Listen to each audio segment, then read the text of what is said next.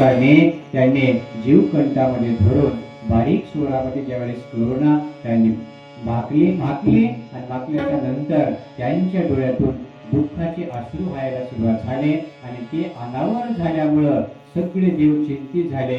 भगवान शंकर अजून प्रसन्न होईनात, कुठेतरी चंद्रदेवाचे दोष अजून निर्मळ झाले नाहीत असं सगळ्यांना वाटलं. आणि एके दिवशी मात्र ब्रह्ममुहूर्तावरती भगवान शंकर त्याच अवस्थेमध्ये चंद्रदेव स्तुती करत असताना त्यांच्या समोर प्रगट झाले. नमः पार्वती पतये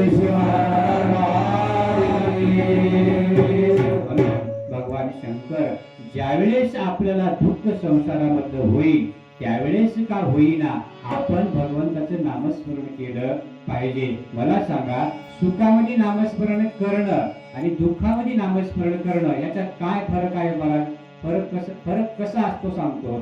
सुखामध्ये ज्यावेळेस नामस्मरण करतो आपलं चित्त त्या नामावर राहत नाही, आपलं ध्यान त्या देवाकडे राहत नाही. आणि ज्यावेळेस आपल्याला दुःख होते त्यावेळेस आपलं चित्त एकरूप राहते आपल्यापाशी. भगवंताचं नामस्मरण केल्याच्या नंतर त्यावेळेस एक वेळेस केलेले नामस्मरण मात्र आपल्याला त्या भगवंतापर्यंत घेऊन जाते.